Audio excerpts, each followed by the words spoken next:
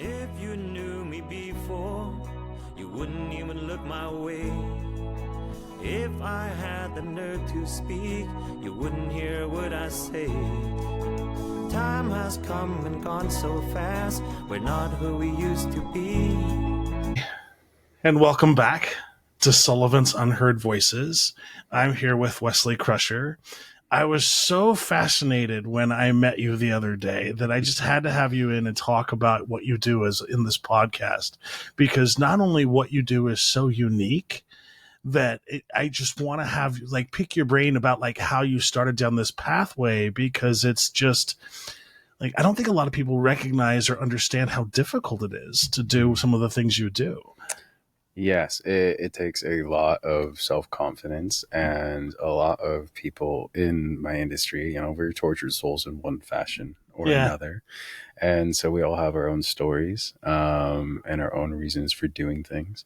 And it's the other thing too about being in the adult entertainment industry of any fashion, of where I was a stripper and go dance and still on occasion do performances. It takes a lot of self-confidence being able to read a room and being able to just do what you're supposed to do regardless of how you feel. And that's just something that I excel at in a lot of fashions.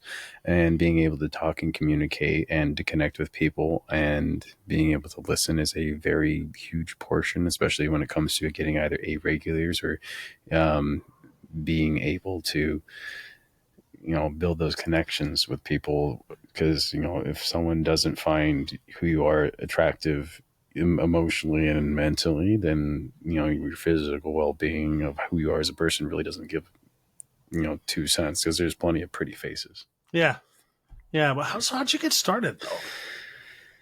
So I ended up going out to the bar I met you at probably 11 years ago. Mm-hmm. And there is this woman and a friend of hers and a few people that were hanging out. And I was kind of a wallflower at the time. I was recovering from a skull fracture with hemorrhaging outside my membrane, where I actually lost the understanding of body language, tone inflections, and things like that. And so I had to relearn those things. I realized I didn't really have any friends outside of customers at the time.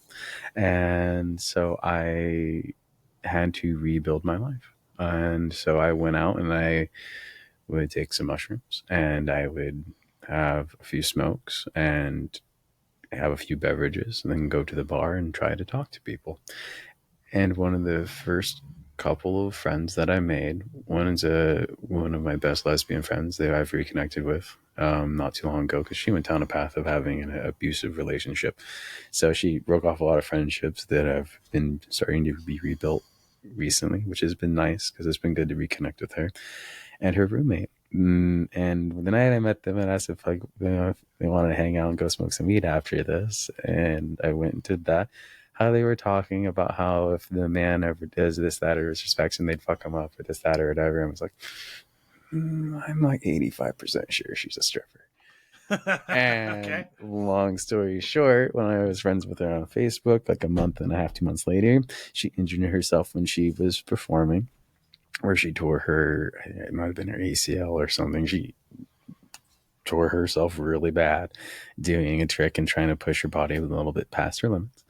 And with her post was on Facebook about not being able to go back or see her customers or this, that, or whatever. I was like 99% sure she was a stripper. And I'm like, all right, cool.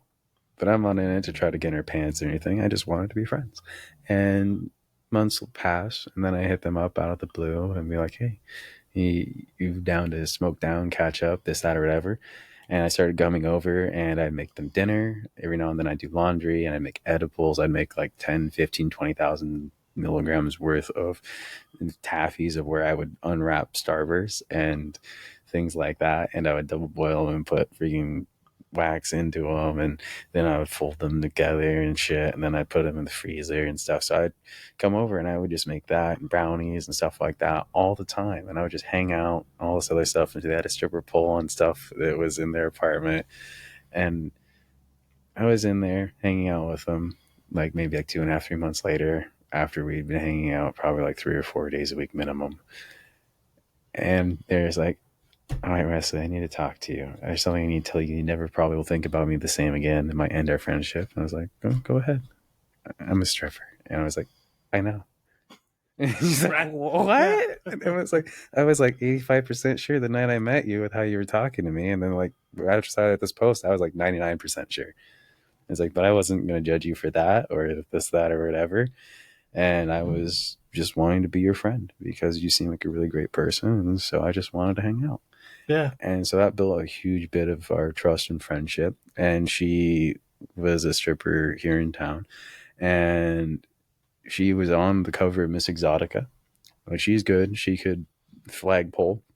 She grabs it like this and she's spinning at a 90-degree angle while she fire breathes kind of stuff. Like, wow, she's really good. Yeah. She taught me all my pole work. And I'm a lot better at it than a good chunk of the women around here and things like that. And eventually I decided to start go-go dancing. And then I went up to work at a club in Portland for about a year. And it was a fun experience in some fashion. Some nights are shitty. It's just how it is. When you work in that kind of industry, you're going to have people that are going to try to cross the line or, I guess, that line of, virtually being sexually assaulted in some ways. Where someone may try to grab your penis real hard with their hand. And then, I'm a pretty strong man. I grabbed their forearm so hard, their hand disengaged from me because I was moving their muscles for them. But I just decided that when I was, alone and hadn't really been with anyone for about 3.5, 4 years, I decided, I was like, it'll be fun attention. I'm not going to take anyone home or anything or this, that, or whatever, but it's going to be fun attention. I guess I'll just play the game.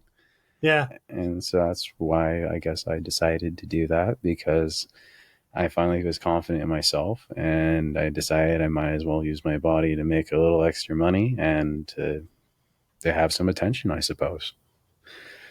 And so when you first started, and you said you went up and you did go dancing for a while, mm-hmm. How hard was that to sort of absolve and sort of get your feet in? It wasn't super hard at first. I know a good chunk of the drag community. Mm-hmm. And so that was a pretty easy in for me. And so I was able to start up with that pretty well. And there was someone that used to do that with me that I ran into not too long ago. And he still was like, man, you have so much self-confidence even back then. I don't have your self-confidence. And I was like, I appreciate that. I just decided, this is how I'm going to be and this is what I'm going to do. And I'll do it. If I set my mind that I'm going to do something, I'm going to do it the best that I can.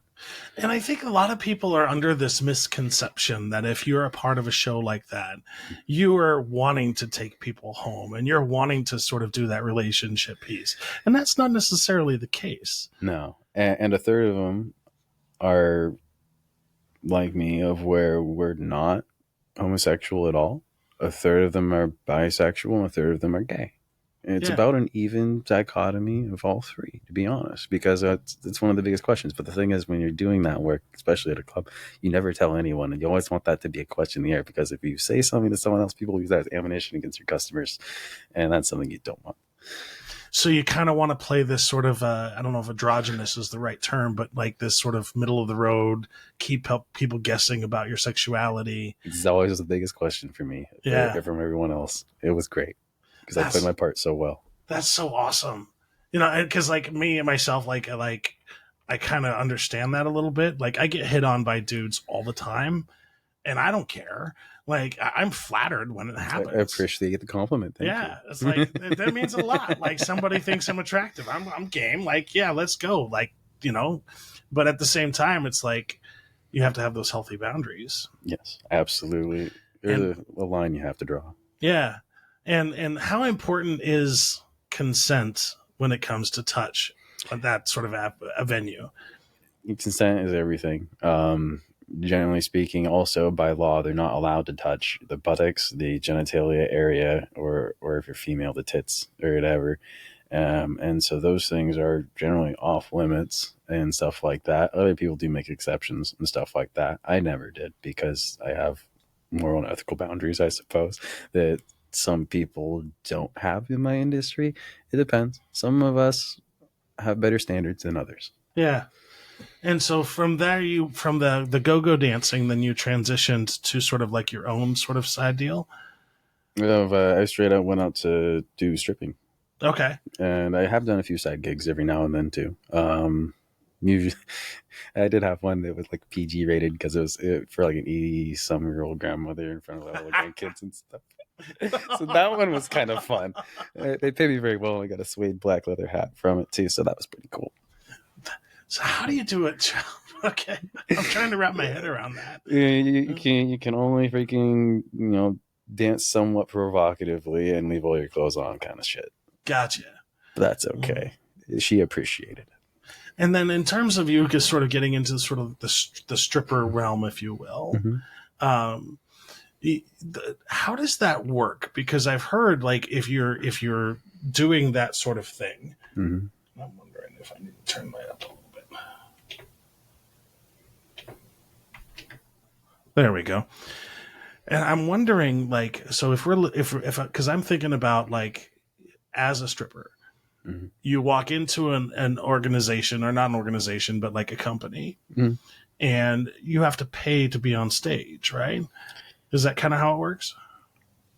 In a way, yeah. So there's a house fee depending on where you're working at. Different places, depending on how well you are known and how much business that you bring in and stuff like that, and how often do you dance, you can get graded as a dancer at a different level. And depending on how well you're rated, the less you have to pay for your overhead on how much you need to pay up front. For male stripping, it's nowhere near as bad as it is for female stripping, but it's a lot harder. You don't get nearly as many customers on most days as you would at a female strip club and things like that. And so, that's not so bad.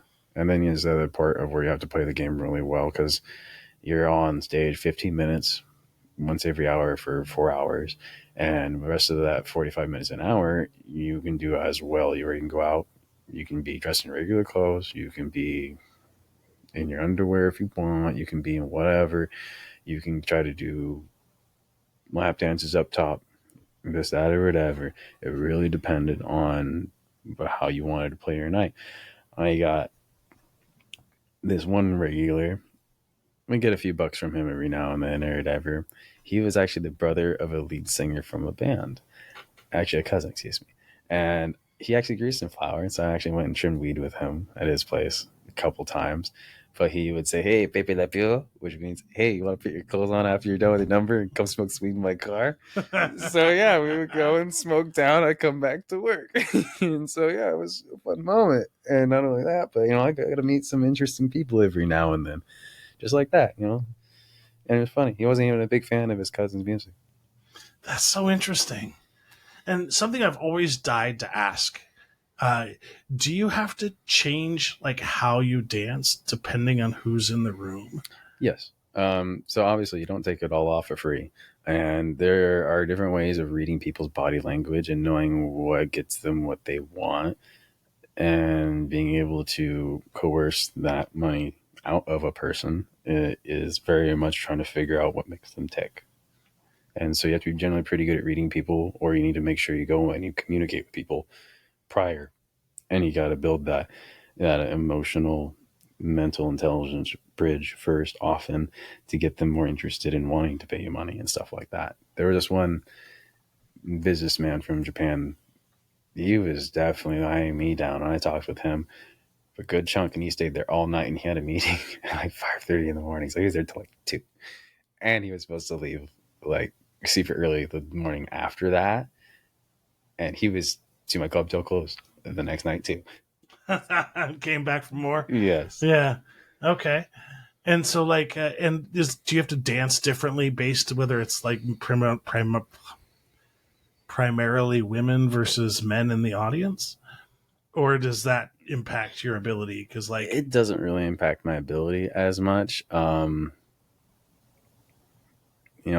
go and I do my job, and I generally, did more of the exercising and the pull tricks and the floor work more than being like looking slutty on stage and shit like that. If there was more men, sometimes I might do a couples thing with another male dancer on stage that I was with, of where I would do this, that, or whatever. We had a couple of things of where we would do shit together, of where he did this or that move, or where he would get, or I would get on my back. It depends on the person or whatever. And, hands up, and one person puts their knees on your hands and you put your hands on their knees and you basically do push-ups together, mimicking emotions of as if you're doing intercourse in a way. And so there's shit like we did like that too, of where we're just playing the game or whatever. I think he had a thing for me too, but that didn't matter. Right. I didn't flip my boat, but I was always down for a good show, especially if I was getting paid for it. So that was okay. And then in terms of like the good show, right? How do you practice, or where do you practice? You practice as much as you want when you're on stage. And then, like I said, my friend had a pole and stuff like that. And so I would practice a lot on stuff like that. And I used to go to her club during the afternoon. They had a special lunch deal where $5 I can get a half-pound burger, a side salad, and a fresh squeezed strawberry lemonade for $5. And then buy 5 get 6 free. And so I had multiple punch cards one time and paid with that and tipped them $20 or whatever when I brought a couple people with me or whatever. And it's like, here you go. Bam. And so I did stuff like that, and I would watch how they would do their thing. And so I took a lot of notes and stuff like that. And I often sold them weed too. So sometimes actually most of the time I came up with more money than I went in with, and they only got $5 or $10 too, because I pay them for watching and how they performed and stuff. And they would chat with me for a few minutes, and I just fly them $5 or $10 here or there. And so, I paid them for their service of me watching them do their shit, but they knew I wasn't there to try to get their pants or that I found them hot. Even though I liked women, it was research for me. Yeah. Because there's a difference, right? Between because you want to maintain that level of professionalism, because I would imagine the more you're able to do that, the longer you get to continue sort of working in that industry. In a way. Also, it's very mentally and emotionally and physically draining job. It was the hardest job I've had in my life, to be very strictly honest. And I've worked really hard at a lot of different jobs, and it was definitely the hardest. Was the pay worth it? Some days, yes. Some days, no. Some days it's like kind of like a musician, where like sometimes you had a gig and you can make like $1,000, and then other times you do a gig and you're making like 50. Yeah, exactly. Actually, yeah, it's about right. Wow. And the level of work and the level of commitment doesn't change regardless. It depends. If there's no one in or hardly anyone in, all the clothes ain't coming off or whatever. They ain't coming off for free. Yeah. And so if it's stuff like that, I won't really work as hard because there's no one to work for. And you had mentioned it was like sort of like a rating system that sort of determines like how much you pay. Yes. What is the ratings based on? It depends on how long you work there, how often you bring money into the business, and how consistent you are coming in. Because if you come in only like 1 or 2 days a week and you don't flirt with the people that make the ratings or this, that, or whatever, you're going to be less likely to get moved up, or to be, if there's too many dancers that show up on a night, to be able to be there. And that definitely happens, of where you'll have 16 dancers that you'll have scheduled for working, and it's a first come first serve most of the time, unless this, that, or whatever. And so if you come in and you're not as high a graded of a person, and there's 21 dancers show up, you might be the 5 that are cut, of where all right, have a good night, go home, bye. And that happened a couple times, but if that happens, they are always really nice to me, and they let me work that next night. Period. So if I came in on a Thursday or Friday where it's generally getting pretty busy and there's too many, the next day I was guaranteed to go. And so that was always nice. And what are the people like usually at these places? It really depends. I've worked with a mixture of people, of where some of them are really nice. They're like me, that are straight, that have, wife or girlfriend, long-term fiance, this, that, or whatever, of where it's like, oh, you and your girlfriend should come over and have a cup of tea with us, or this, that, or whatever. That he's a nurse, he works as a firefighter, Or then you got people with like Aladdin. Oh dear, he was definitely the one of the bottom rungs of when it came to like those moral and ethical boundaries, and also doing things that weren't exactly legal to do on stage because you're not allowed to touch and do things in certain ways to yourself on stage ever, and that's just dirty. Um, and I'm pretty sure that a lot of the money they made from people that came into were almost like sugar daddies, where she was fucking them on the side too. So everyone has differences. Yeah. And he was definitely one of those people that I wasn't a huge fan of. And that I would imagine it makes it hard to work in spaces with somebody like that. Oh yeah, the person that I danced with often, he pushed him off the stage face first at Ooh. one point. Oh yeah, and he got a week or two banned from that, where he wasn't allowed to come back for like a week or two. That guy was fucked up. He probably had a concussion. He was also really drunk when that happened, but he was also an asshole. The other guy was kind of an asshole in some ways too, but not as bad. But yeah, one of those moments where I was like, oh dear.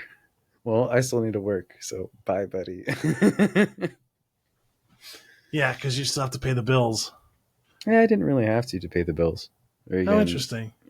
I had a little cannabis grove where I was doing very well. A couple years from that, it was about $250,000 revenue a year. And around that time, I was also dabbling in cocaine. So I was not exactly making the best choices for about 6 months there. But outside of that, it's pretty straight and true most of my life. And you know what you had mentioned in the beginning when we opened that you had to sort of learn how to read facial expressions and all that stuff. Like how much did being on stage in that role help you develop those back? It helped a lot. Also, I did several years of research. I could probably about a year or so, and took mushrooms pretty regularly for several years because it's still a narcotic here federally, and so all research is forbidden by the FDA in the United States. But for decades, they have done research on how it helps with brain injuries and these things and stuff like that. The thing is, it makes your neurons more susceptible to change, but so you have to make sure your input is proper when you're on those types of substances, because it will have bad pathways or pathways that have a negative outcome from what you're looking for if you don't have the right input for those things at those times. I appreciate that perspective because I remember like I've had a conversation with somebody before where they're talking about like psychedelics and especially like ketamine and things like that and how important it is to have the right surroundings, the right people, the right attitude that sort of come along with your trip, if you will. So yeah, I'll also bring another thing of science up here too. You are a product of your association in a lot of ways. It's very true because our bodies is primarily made of water. Water, if you say positive things to it, like love, and things like that, when it freezes, it makes these perfectly symmetrical, beautiful designs when it freezes. If you say things like hate, hurt, kill, murder, you'll have this grotesque, not symmetrical, nasty looking frozen image when you freeze that water and look at it under a microscope. And so your body, being as much water it is a mirror of your surroundings in so many ways. And so that's a huge bit of also why your inputs have to be really careful when you're on anything that is mind altering, especially when it comes to building pathways with the neurons, because your inputs create the outputs. Perfect practice makes perfect habits. Habits build things. That muscle memory. Yeah, but your muscle memory that you build with habits by practice can be wrong if you have the wrong practice. Right. It doesn't matter how long you practice the guitar. If you can't play a G, it's going to sound terrible no matter what. Exactly. It's just how the cookie crumbles. If you practice the chords wrong too, of where your finger is a half fret down, you're going to be playing the wrong chord forever at that point if you never learn that you're playing the wrong chord. And sometimes it takes outside perspective, or sometimes it takes you stepping back and taking a look at things. You should always generally be reevaluating things in life, especially if you're not getting output you want. Einstein said repeating the same behaviors again and again and expecting a different result is the definition of insanity.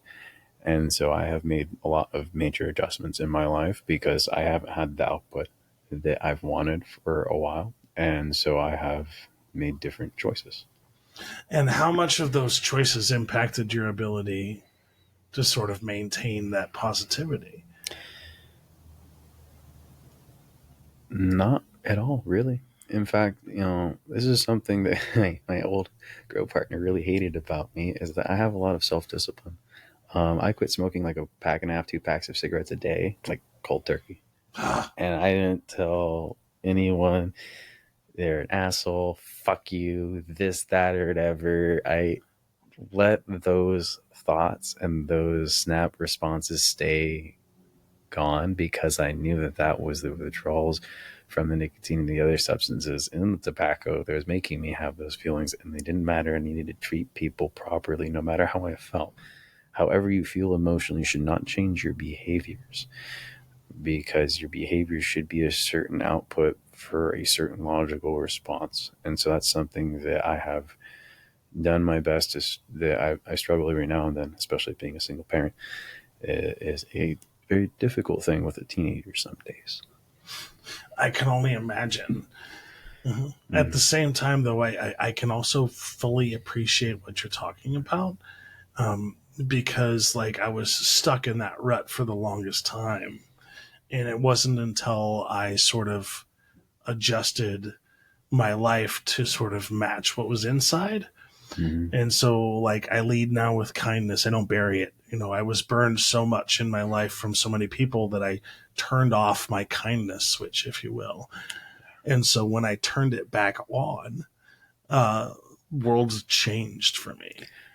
It really does. And the one thing that I have found with how kind and how nice of a person I am, a lot of people want to insert themselves in my life, and they want to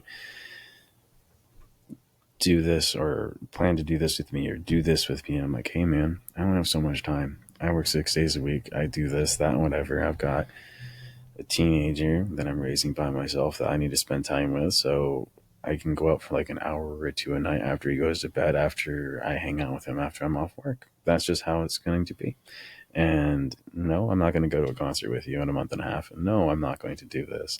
And no, I can't go out tonight because these reasons, and you're going to have to respect that. There's only so much time that I have for you right now, and you're just going to have to accept that or not be in my life at all.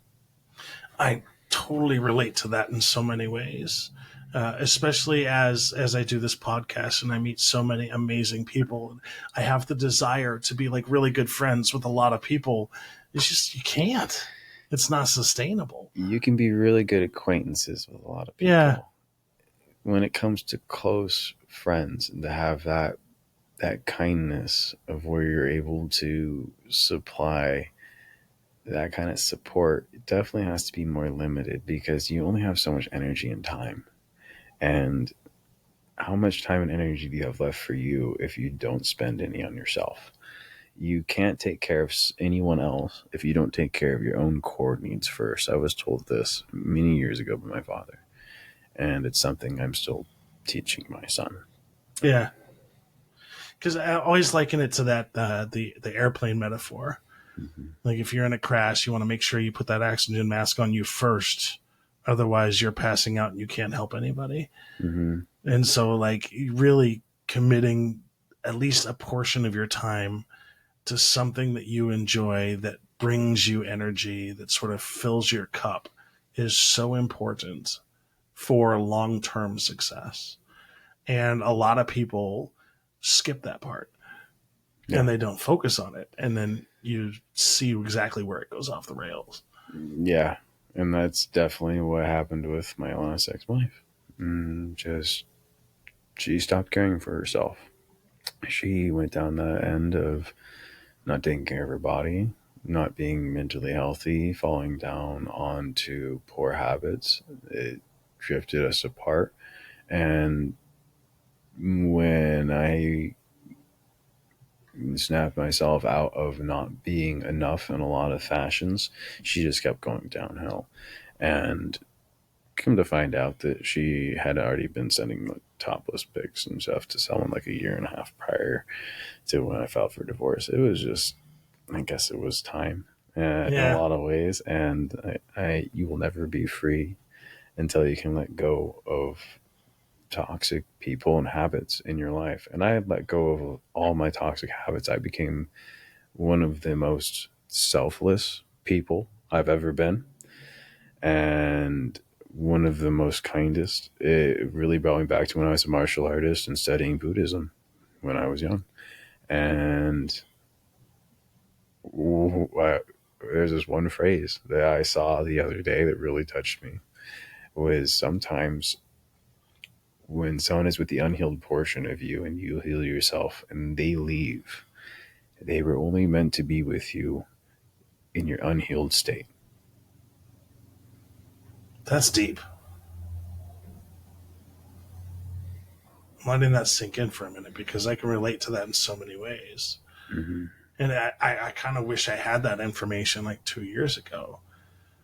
Because one of the things, because I too was in a terrible marriage, and near the end, like I stayed a lot longer than I did Mm-hmm. because I was starting this healing journey.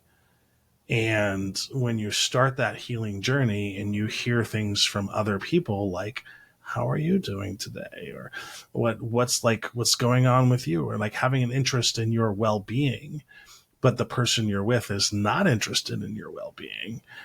It's not it's not a recipe for a successful relationship. Yeah, one of the things that probably hurt the most, I must say, is when I was coming home from work. I still am working about 60 hours a week at 2 jobs. And I have a chronic spinal injury, so sometimes my muscles in my back and my body are not very happy with me. And I was in a lot of physical pain, and her back was thrown out. And I was massaging her for hours a night, and then sleeping in bed by myself, and cooking dinner when I was home, and doing all these things that you should do as a supportive, loving husband. And she told me that you need to find someone that can love you the way that you deserve, because I can't be that for you. That really hurt. That's rough. Mm-hmm. That's rough. Yeah. Mine was, I wish I would have married an able-bodied man. Oh, fuck. Yeah. I've had a lot of people talk to me in my past that were with me that wanted me to be bigger, muscular, or this, that, or whatever. I'm a pretty strong little guy. I'm fit. I've built more muscle in my upper body than I've ever now. Yeah. And I'm still not a very big guy, but I'm pretty damn strong still. And strong enough that I picked my ex-wife up the night that I met her, and she was probably about double my weight. And, I don't let my size define me. I don't let my past injuries define me. I do not let all the times I've been hurt and all the times that people have burned me define me to be a bitter man, because life is too short. You have a life to live, and you can make your input positive and have good moments you're happy with. I'm in love with who I am as a person. It was really painful watching someone that I was with hate themselves. Yeah. And no matter what I did, never felt like enough. I told my son one time when I wasn't doing so well through that, I pulled him in close and I cried. And I said, I never think I'm going to be enough. And he told me, Dad, you will always be enough for me. It was probably the biggest thing he's ever said to me. And powerful and beautiful at the same time. Mm-hmm. Yeah, he's grown up fast. Yeah.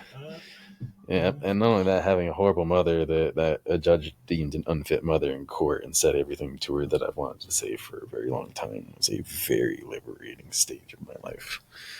Plus, it got him out of not a really good place and into a much better life. And funny story, his first Christmas, he told me Santa wasn't real afterwards. And I was like, why do you say this, man? And he was like, because when I had Christmas, my mom, I never got anything I wanted or asked for, and it always sucked. And I got everything I asked for here. And I was like, oh shit, I fucked that up. Made both him and my ex-wife cry that year because of how wonderful and how thoughtful the gifts were.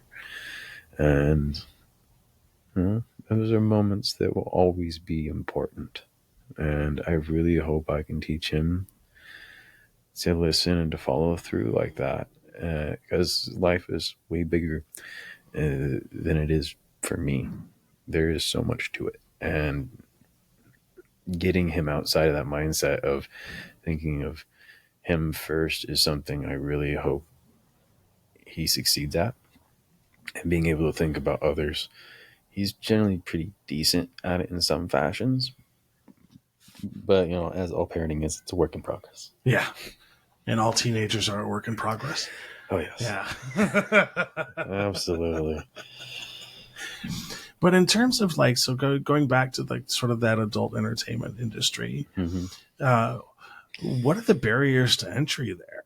Oh, you got to go on their open floor night of where you go in early. You talk to the manager. You fill out the paperwork or whatever to this, that, or whatever. If you get injured while you're dancing, you don't sue them and shit. And you go over their rules and stuff like that.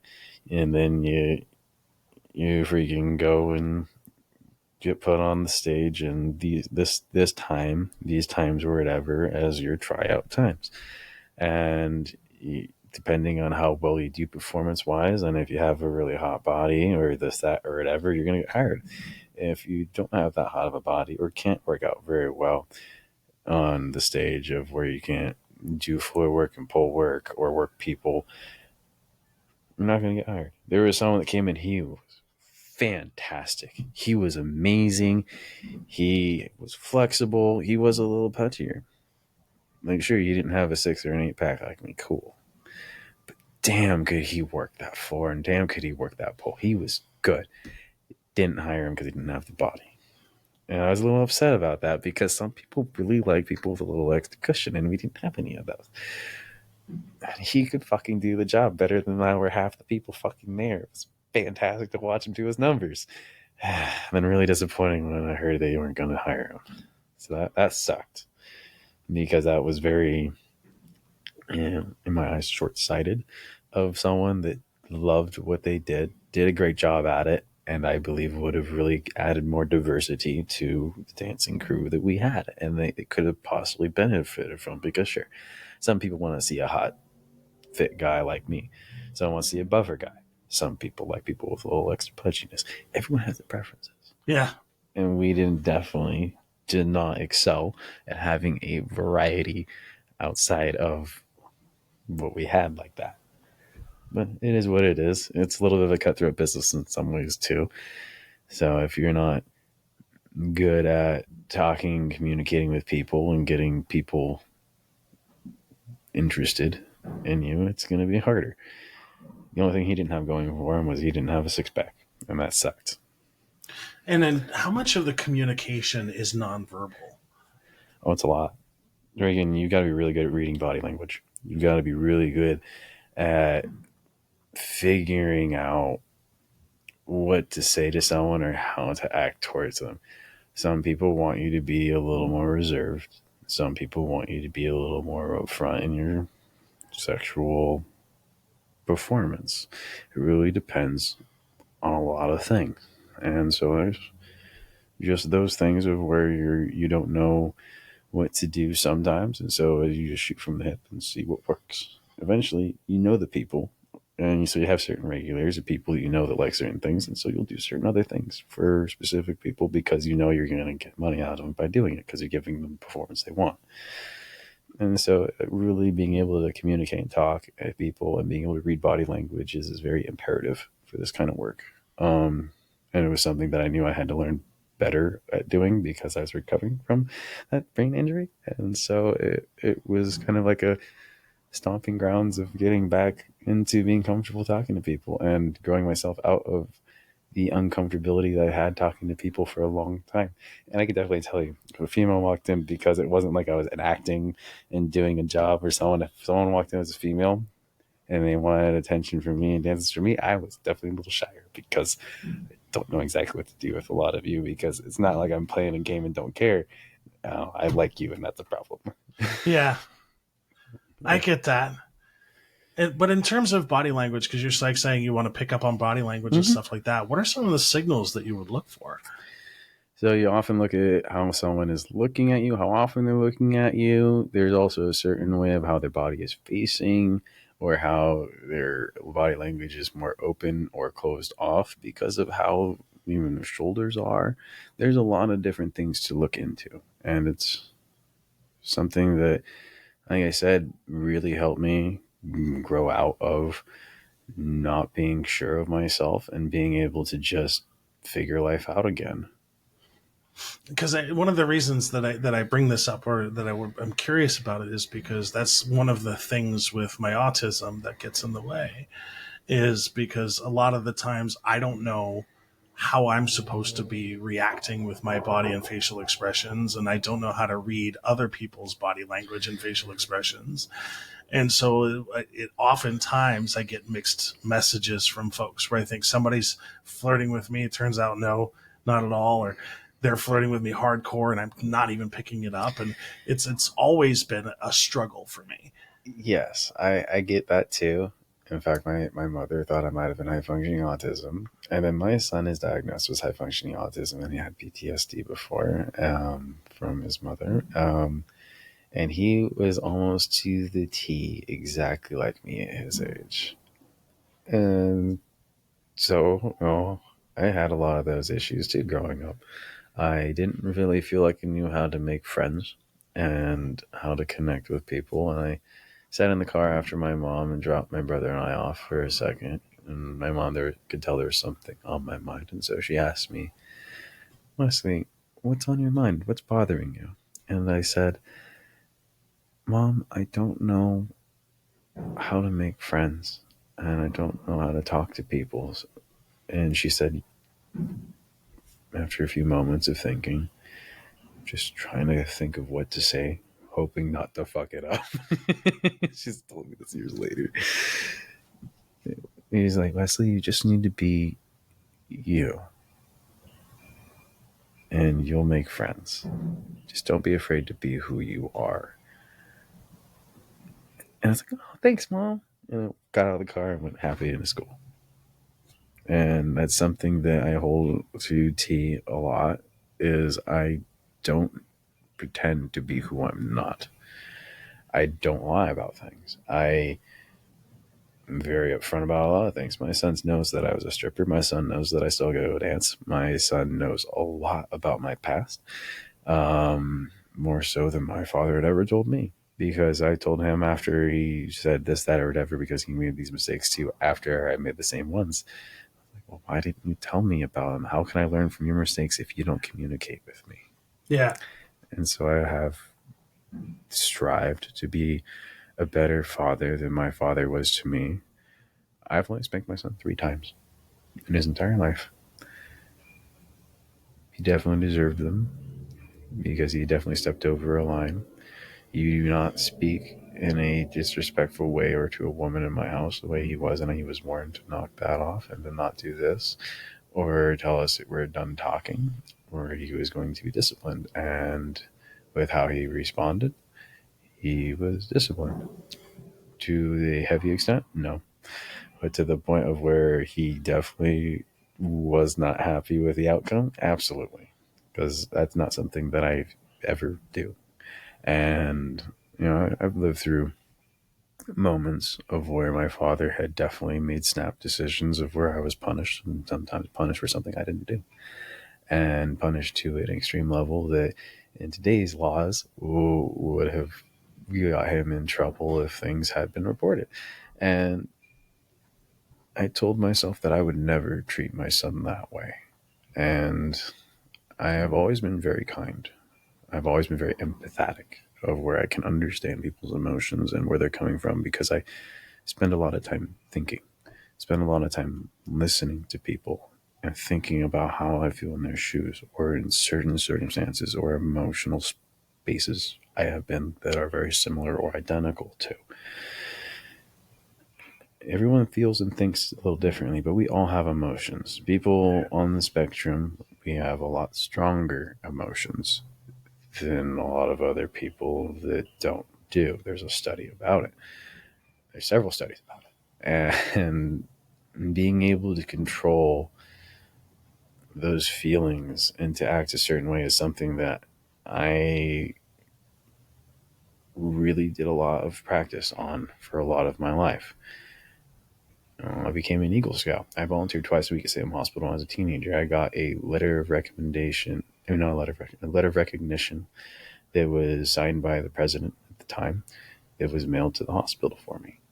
And I didn't realize I had volunteered more than anyone there. Even people that were retired, I volunteered more often and more hours than anyone.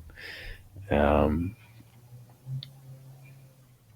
I had my cannabis thing growing, I have given away tens of thousands of dollars of medicine to people that were medical patients. I have given money to people because I didn't keep anything for myself.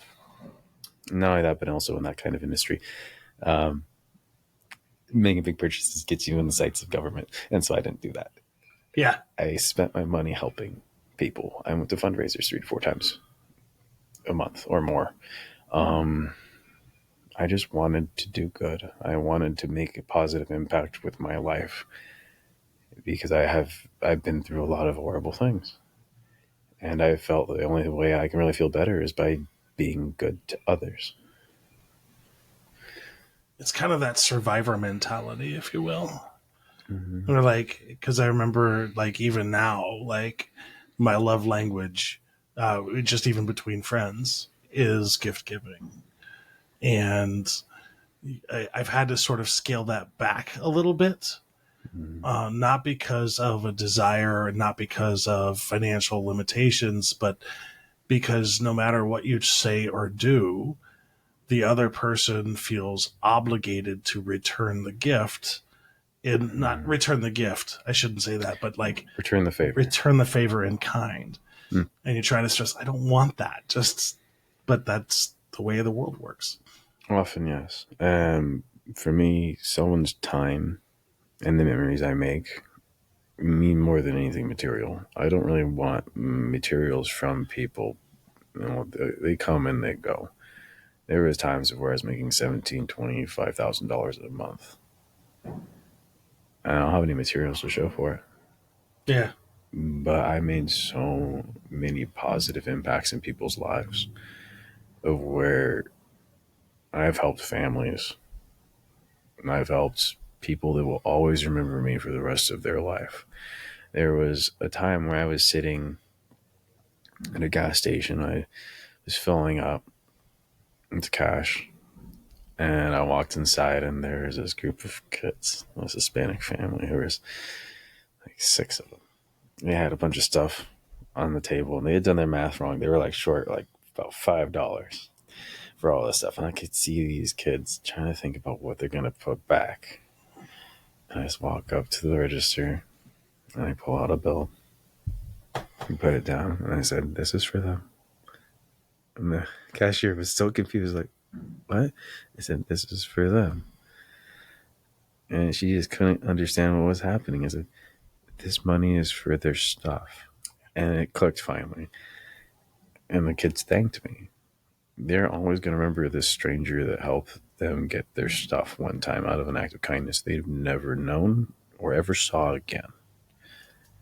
And those moments are some of my favorite small memories in life. I know what you mean there too. Like, I try to carry at least 1 or 2 kindness coins in my pocket. And when I see people doing random acts of kindness, I just love to go up interrupt myself. I would interrupt. I don't introduce myself. I don't say anything other than, I just saw what you did. That was so very kind.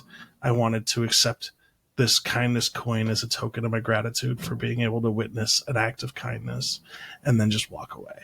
Mm-hmm. And those are my fondest memories. Mm-hmm. Like, I'll never forget this lady.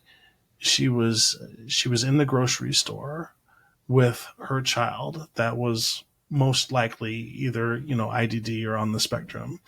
But the child was 6, 7 years old and was sitting inside the cart.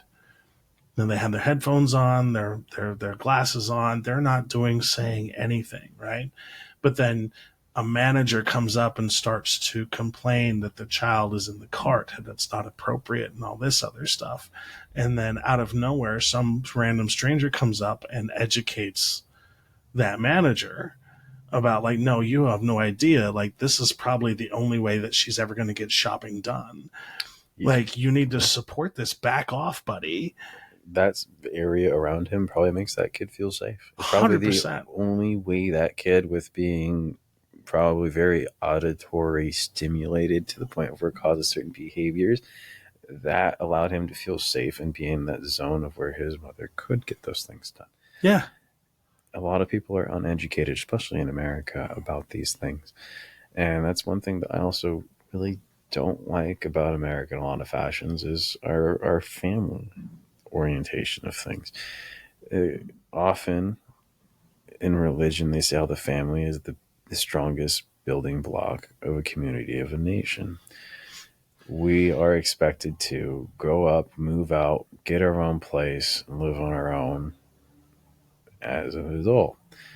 Where in a lot of other countries, people build additions to their houses or move into a bigger place together where you have grandparents, parents, kids, and sometimes grandkids there.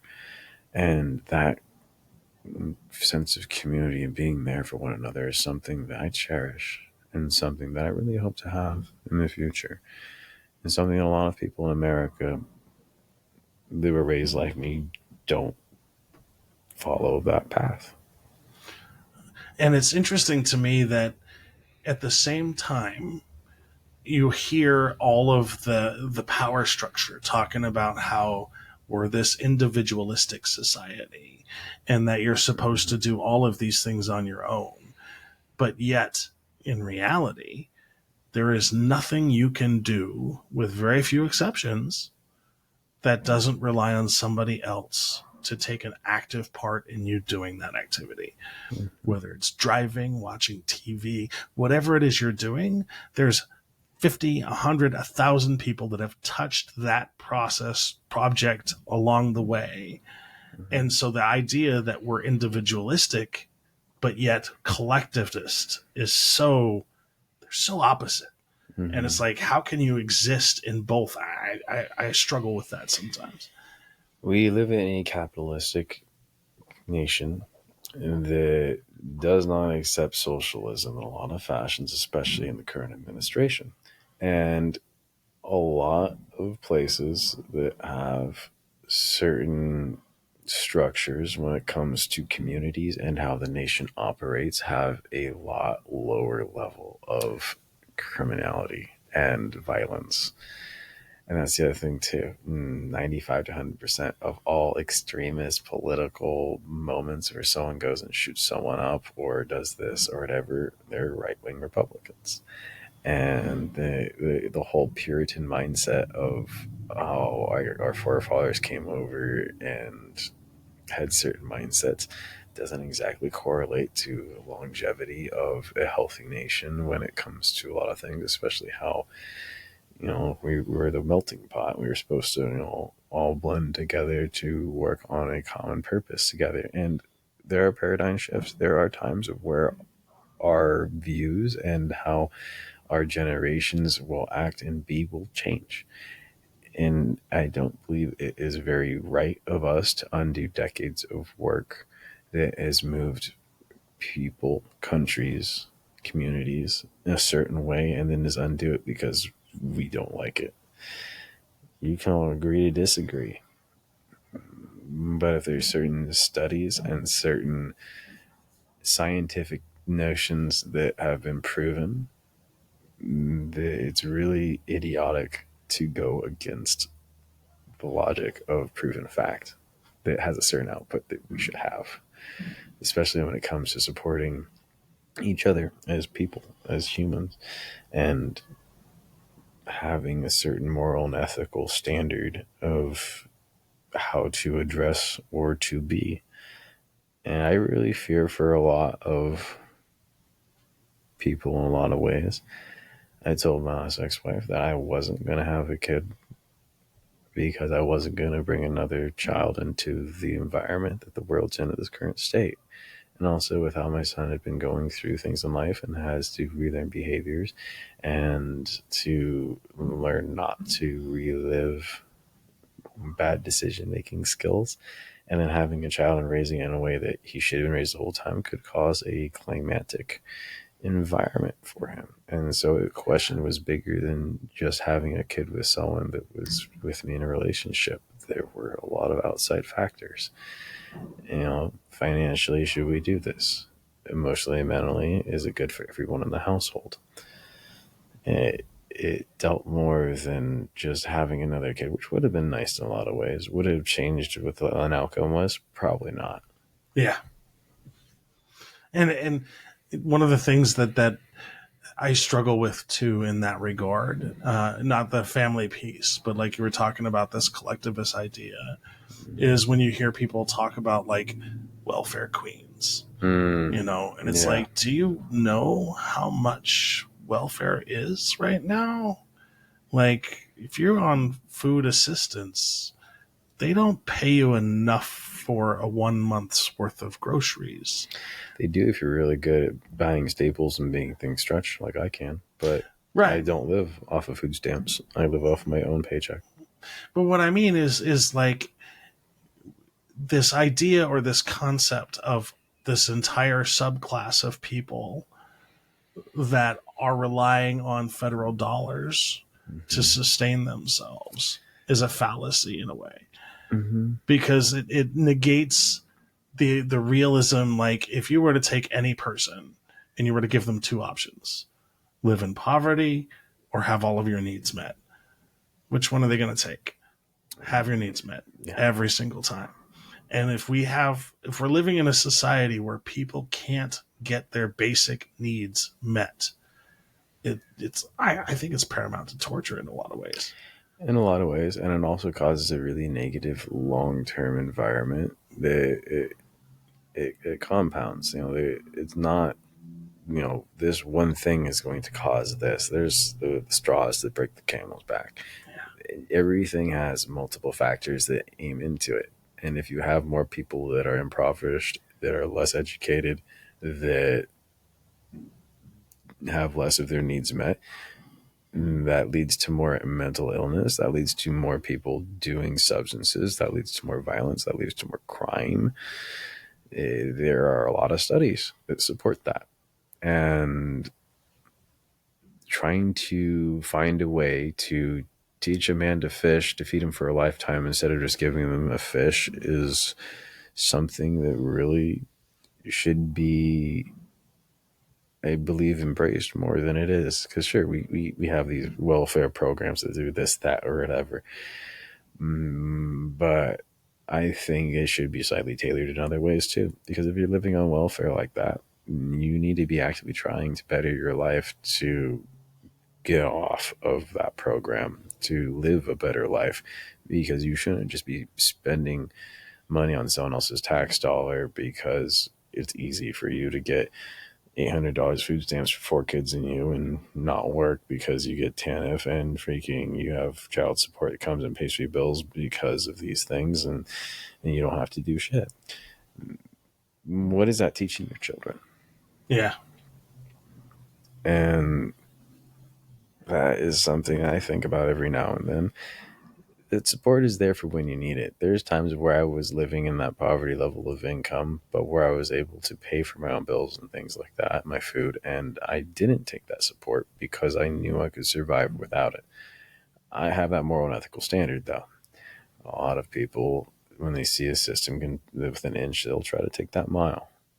And that's why I said, there should be maybe some tailoring done here or there, little finite details that could help them improve their lives. And if they're not trying to go down a certain path, they're not going to continue getting assistance forever, because that's not, in my eyes, right. That's just someone taking advantage of a system, just willing to take the fish that is given. And the people higher up in power that don't see those types of things, they're not here on the ground. They've never lived through this life. They've never had to be to the point of where you're making minimum wage, you're paying child support, you're recovering from a skull fracture, and you don't really have support. And they've never been there, and so they'll never understand. And they don't try to understand either. I can say that's debatable. Some may try, but yeah, I guess you're right. To have that empathy, to try to understand what someone's coming at, that's one thing. But to actually live it gives you a whole different standard of understanding I don't think you could ever get just looking through the looking glass on the outside. I get what you're saying. Right, because there are certain instances in my life where you look back and it's like, but by the grace of whatever, could have been me. Mm-hmm. Like, there were a lot of times where, like, I didn't know where my next meal was coming from for a few days. Like, I was, you're working a minimum wage job, and it's like your paycheck when the first of the month comes and you have to pay rent and all this other stuff. It's like, oof, it's rough for a few days. It's rough for a week. Mm-hmm. And I can only imagine if it's like rough for an entire month. Oof. Yeah. No, there's been some really difficult times in my life where I would give myself like $40 a month to go out, and after taxes and child support and bills and stuff like that, and paying off my student loans, I had $60 that I allocated for food for the month, 40 for going out for a couple drinks or a bite to eat somewhere once a month. And that was it. I literally spent almost nothing on myself, but in 6 months I did pay off half my student loans. Which comes back to that self-discipline piece. Yeah, I was working from midnight till actually was it like 11 something. I was working about 8 hours as a mental care specialist doing the graveyard shift because one of my coworkers had been diagnosed with lung cancer. And so he couldn't work because he had to go through treatment and stuff like that. And so I was working 8 hours there. I was getting up and going, working at a retail store for open until 3:30 to 4 something o'clock every day. Well, every day. I did that twice in a row. So I worked 34 hours in a 48-hour span. Oof. Yeah, I only slept maybe a couple hours that night. I was exhausted. I didn't have much energy for anything else. I was working 70 plus 80-hour weeks. That's not sustainable. No, it wasn't. Yeah. and I had no life. I would come home from work. I didn't really have any friends at the time. I was recovering from that brain injury. I didn't really know how to talk to people, but doing a job and talking to someone, connecting with their needs and being empathetic about how they're feeling or what they're needing to treat, knowing about these strains have these effects. These strains are parents of or daughters of these strains cross. So this might do good for you because of a similar terpene profile and similar effects. And so this might do what you're looking for. Have you tried this? Have you done that? I did a lot of analysis. I spent every waking hour when I didn't have a customer researching and just researching and researching and researching. I built myself back up because that's just what you need to do. Your brain is not like a hard drive on a computer. The more it knows and the more you process, the faster it can process and the more it can retain. And so I knew I had to build myself up with every moment that I had. I spent hours every day working out. I would listen to music and push myself forward through things.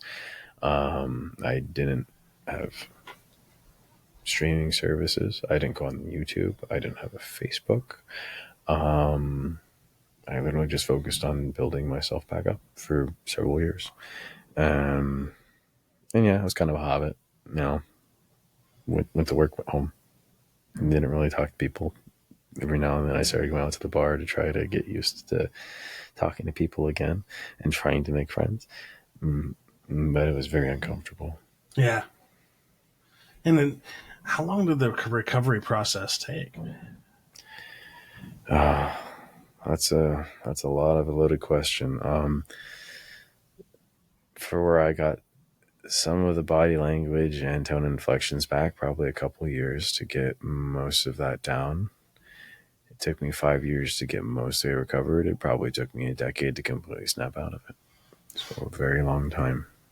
And I think that's a lot of, and I wanted to sort of ask that question because I think some people are under this misconception of when you have a traumatic brain injury, you can just bounce back like right after that. Mm-hmm. But no, it's like almost like if you break an arm, you have to do the exercises, you have to do the work to get you back to where you were before, if you can. Yeah, they did 5 CAT scans of me that night to make sure they didn't have to crack my skull open to keep me from dying. It was pretty bad. Oof. How long were you in the hospital? 3.5 days. 3.5 days. And they told me if I have another head injury like that, I'll probably die or be a vegetable for the rest of my life. And see, and I know a lot of people where you would hear that and then they would be defeated and that would be the end of it. So I commend you for having that ability, that tenacity, that drive to sort of look past that diagnosis and say, you know what, fuck you. I am going to be the best version of myself as I possibly can. Oh, yeah, and I definitely freaking misstepped and fell off that path several fucking times. Yeah. I am not perfect by any fashion, but am I a good person and have made a lot of good choices along the way? Absolutely. Everyone makes mistakes. Being able to take accountability and to say, I'm wrong, I'm sorry, I apologize, not do those things again. That is a true apology. Being able to follow through like that, because when you say you're sorry, you mean you're never going to try to ever have that happen again. A lot of times my son has said that to me, and I tell him, I don't want to fucking hear sorry and sorry and sorry. I want you to start acting and being right.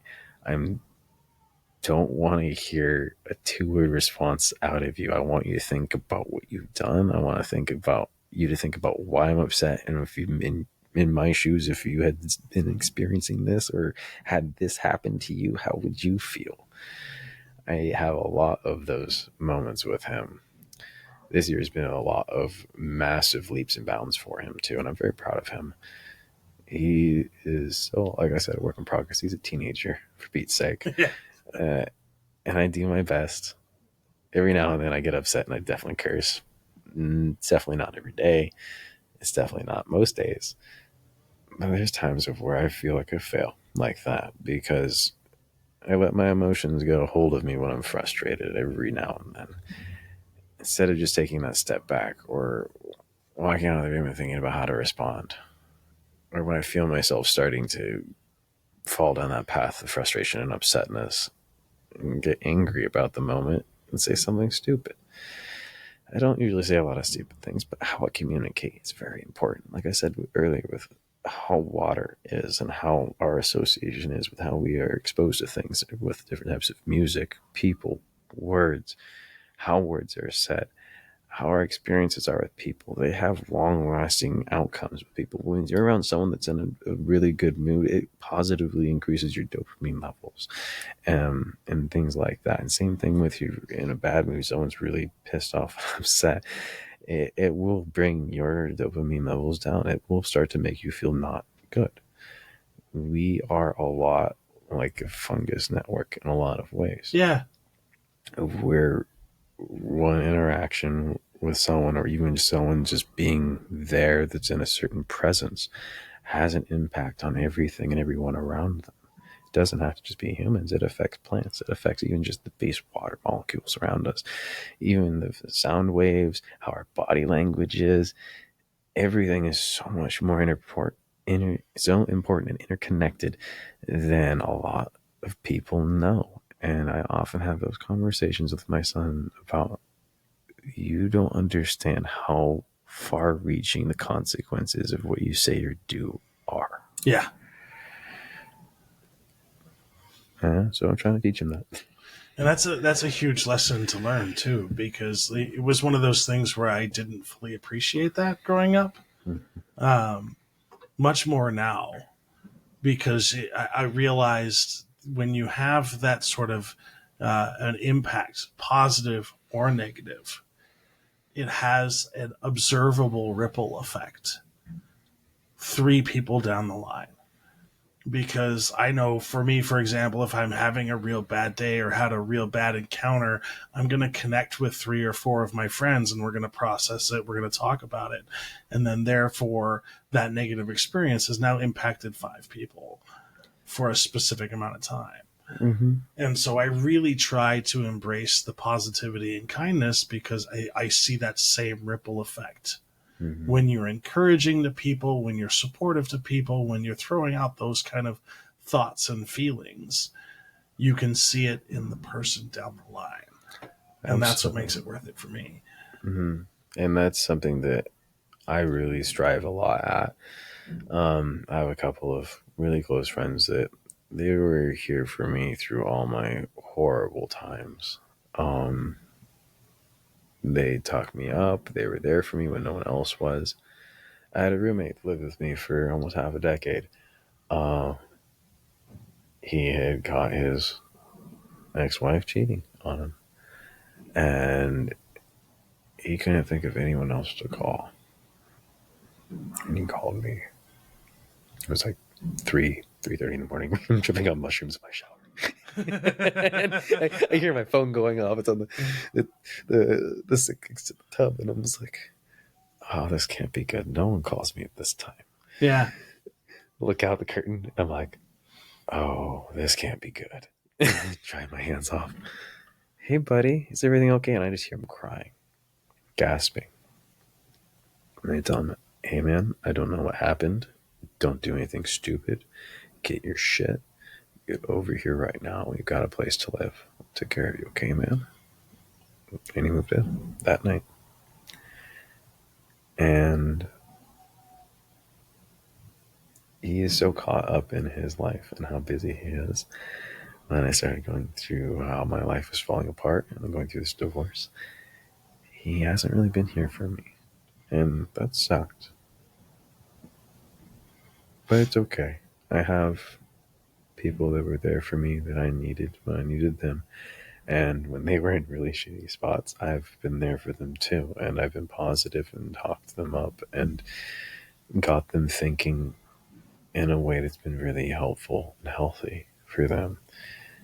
And that is something that's very important, is even when someone is in a really bad spot, you're allowed to feel those emotions. But there's behaviors that we should always have. We should always act upon to get the outcome that we're looking for. And it often takes us looking beyond ourselves and our own feelings. Sure, we can connect with those feelings. We can understand and acknowledge that they're there. But an emotionally based decision will always lead to illogical consequences we don't want. And so, yeah, I've always thanked them for being there for me. Even though I know that I'm a lot, that when I went through that, and that I was not the best influence on them emotionally, mentally, and that I don't know how I could have got through it without them, because I hated myself for a little bit because I was losing what I loved in life before I realized that it was never mine, and that I had lost the love for myself, allowing myself to be around someone that did not keep the house in a way that was healthy for everyone, and to not have habits that gave me that internal love for myself, to that support that I needed. I had to learn to regrow myself again. And that's okay. Sometimes we get lost, we fall off, and we pick ourselves up just like Master Bruce. When we fall down, we pick ourselves back up. Life is not easy. Life is difficult. And no matter how many times you get knocked down, no matter how many times that you have to start over, you lose a job because you had a skull fracture and you were hazard on the floor, and so your career ends. No matter how many times you have a horrible manager that says, "Oh, I can't give you a raise for this, that, or whatever." No one gets paid that when you know the prior person was getting paid more than that. And you're doing better and more than the other person was. There will be a lot of moments that suck. And there are so many beautiful moments in all that crap of where I have touched people's lives. And those will always be there for me. Your materials you have are gone when you die. What remains is the impacts you have on the people you have around you and the stories it will tell about you for the rest of their lives, and the stories that their kids and grandkids may speak of you. Those memories live longer than any monument ever will. And I always was a firm believer in generational memory too. And anything that you do to implant that, what you just said, pays it forward to the next generation. Mm-hmm. And if more and more people were to have that outlook in life, I can only imagine what kind of a world we could live in. And I'm hopeful at some point more and more people will venture down that path. We shall see. There are tons of paradigm shifts on how generations think and act and how things happen. Right now, we have people that have grandkids that are running the country that don't understand how this world operates right now.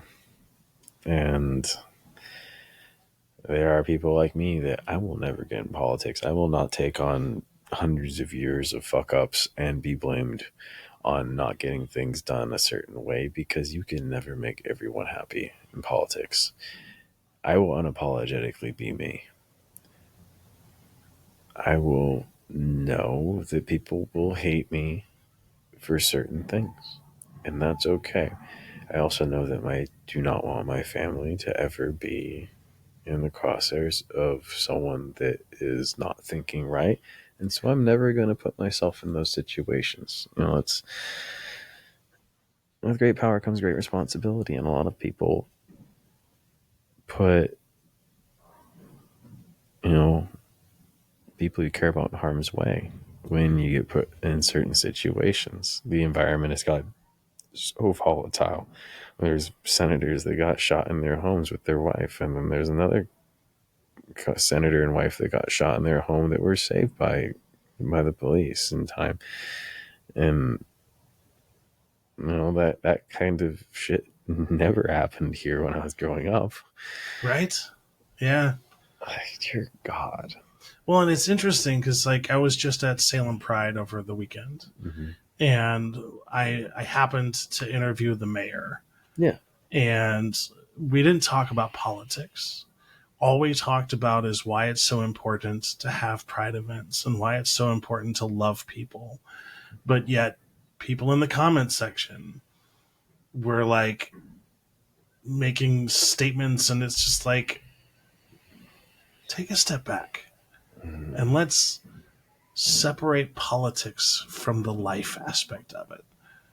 Because people who are just living life trying to be their authentic selves, regardless of what their professions are, should have the ability to speak about their truth.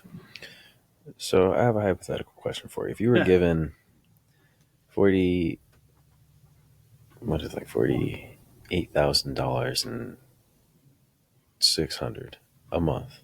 I mean, no, a month, a day. Yeah. And I might be getting this number slightly wrong, but if you were given $48,600 a day, and you had to spend it every day. It didn't roll over. You couldn't save it. If someone stole $10 from you, would you make decisions of not spending the remainder money? No. So you have 48,600 seconds in a day. Yeah. If there is 10 seconds of someone having a negative impact on your life, will you throw away the rest of the time of that day? No. That was something that I came across today that I found was very profound. Yeah. A lot of people let negative interactions or negative comments, negative people ruin moments, days, weeks, years of their life. For what? For nothing. Yeah, you could have done so much. You gave them power over you. You let them win by not being a better person, by not loving the life you do have. I've almost died several times in my life. I'm grateful for the moments I do get. And a lot of people don't realize that tomorrow could be your last day.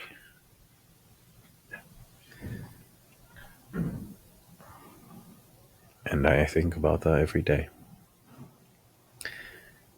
If I died tomorrow, have I made enough of an impact on my son for him to be happy and love himself, to be successful, to be a better man than me? Is my dream is for him is to live a happier, better life than I've lived, to be a better person. Albeit that's a pretty difficult one on a lot of fashions for a lot of people, because I've lived a really good life of making a lot of positive impacts, and a lot of people are stuck in that negative mindset. But they were taught that negative mindset their whole lives. Yeah. And I forgive them for being not who they dreamed to be. The worst moment at the end of your life is dying the person you are and seeing the person you should have become. That's very profound. Because if you take a moment and you look at that and you sort of dissect that for a second, you can sort of use that as a barometer as to what changes you might need to make in your own life right now. Mm-hmm.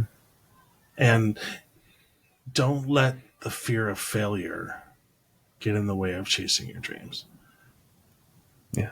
Like, I've seen so many people that have wanted to do so many things but never got the chance, and then pass away without ever having tried.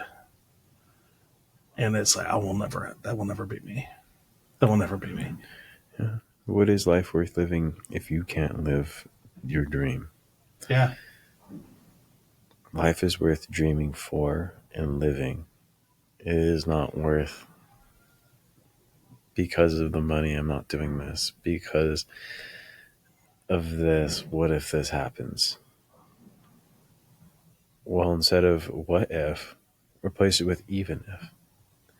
Because even if something may cost more than you usually would spend for something, even if you're going out of your comfort zone and leaving the country, even if you might get shot down by someone, you miss 100% of the shots you don't take. There's someone I'm talking to right now that they definitely shot me down. And then I was resilient, persistent on giving myself another chance for something I may want in my life. And